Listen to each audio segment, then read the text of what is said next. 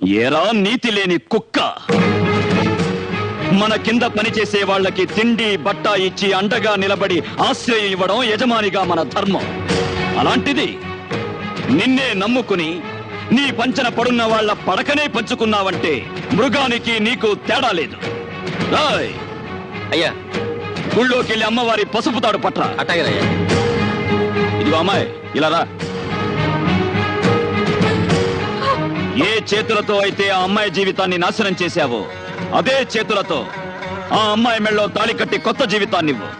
ఇదే ఈ పాపారాయుడు తీర్పు. పాపారాయుడు, నీ తీర్పు మార్చు. అయినా ఇలాంటి అలగాజనంతో ఆడుకోవటం మాలాంటి జమీందారులకు మామూలే.